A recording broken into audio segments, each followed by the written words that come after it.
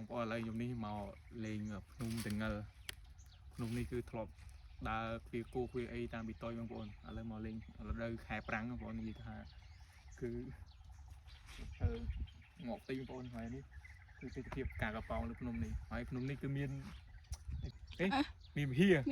គឺវិហារនឹងបងប្អូនខ្ញុំធ្លាប់ឡើងលេងតែរយៈពេលប្រហែលជា 4-5 ឆ្នាំនេះខ្ញុំអត់ធ្វើបានមកលេងទេបងប្អូនហើយរដូវនេះគឺរដូវទឹកស្រកហើយកន្លែងហ្នឹងគឺមានសាលាបងប្អូនមកតាគាត់មកដូចថាថ្ងៃគេដាភ្នំទាំងងល់អីចឹងទៅហើយភ្នំនេះនិយាយទៅពីមុនគឺស័ក្តិសិទ្ធបងប្អូនស័ក្តិសិទ្ធមែនតើបងប្អូនការជំនាន់មុននេះគឺដូចថាខែរដូវដូចថាភ្លៀងដំបូងឯងខែឬខ្យងអីបងប្អូនគឺមានដូចថាគេកាន់បងប្អូនដុតអីក៏ឆេះដែរមុនតែដល់មកឥឡូវហ្នឹងមិនបងប្អូនហើយមើលយ៉ាងនេះខ្ញុំទៅបានឡើងលើនឹងលេងលេងមុនអូនៅក្មេងបងប្អូនឲ្យតែមកគ្វាគូគ្វាអីគឺខ្ញុំមកលេងកន្លែងហ្នឹងគឺអត់ដែរខានទេជាមួយពុកម៉ាក់ខ្ញុំឡើងរហូតមើលទៅបងប្អូនហើយខាងនេះវាទៅស្អាតប្រហែលទេដោយសារស្លឹកឈើវាឈរបងប្អូនអញ្ចឹងហើយ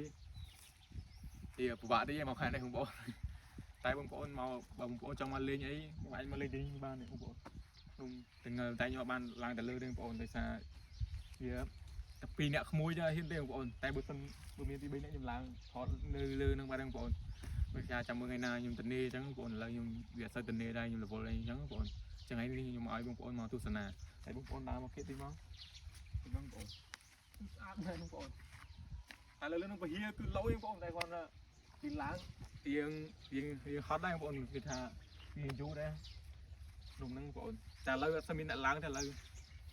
ពីមុនអីមិនបាច់ទេបងប្អូនព្រោះមនុស្សហ្នឹងហើយដូចថាតាក៏ចង់សុំទឹកភ្លៀងទឹកអីគឺភ្នំហ្នឹងបងប្អូនចាក់សុទ្ធណាស់មុនហ្នឹងបងប្អូនអត់ទឹកស្រែទឹកអីមកសុំបានទៅដែរហើយមករដូវអានេះរដូវប្រាំងបងប្អូនគាត់ធ្វើប្រាំងទៅអីទឹកស្រកបងប្អូននេះ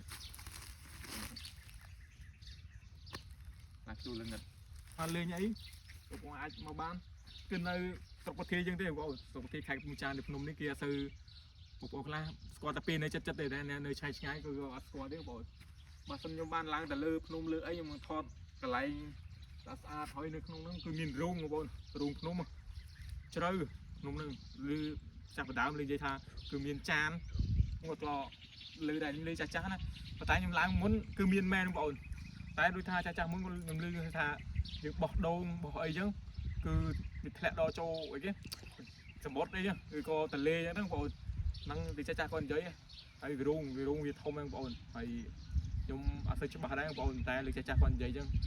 ហើយពីមុននេះការខ្ញុំរឹកខ្យងឬអីឬពេញពិនពៀតហ្នឹងបងប្អូនគឺឲ្យតែថ្ងៃសើថ្ងៃអីលឺឯភ្នំហ្នឹងខ្ញុំមកកាលហ្នឹងបងប្អូនហើយមួយរយៈនេះគឺអត់សូវមានអ្នកមកទស្សនាលើភ្នំនេះបងប្អូនអូមុនមានឡានមានអីមកច្រើនបងប្អូនតែឥឡូវស្ងាត់ឆឹងខ្ញុំថាអញ្ចឹងបាននិយាយថាស្គាល់តែបងប្អូនដែលនៅចិត្តតែគាត់មកធ្វើស្រូវប្រាំងនៅកន្លែងហ្នឹងអីចឹងបងប្អូនតែបងប្អូននៅឆ្ងាយដូចនៅតាមខេត្តតាមអីបងប្អូនអាចមកលេងភ្នំហ្នឹងបានបងប្អូនគាត់ថាផ្លូវខាងនេះរៀងហុយតិចបងប្អូនតែបើមិនខែភាសាខែអីនិយាយទៅឃ្យូស្ងាត់តាមហ្នឹងបងប្អូនគឺជាការធ្វើអីទៅគឺទេសភាពគឺស្អាតមែនតើបងប្អូនចាំមើលដល់រដូវខែភាសាខ្ញុំនឹងចេញវីដេអូទៀតបងប្អូនអញ្ចឹងវីដេអូនេះគឺមានតែប៉ុណ្្នឹងទេជួបគ្នាវីដេអូក្រោយបាទបាយខ្ញុំចំណាជួយ follow page ខ្ញុំណាវិញបងប្អូន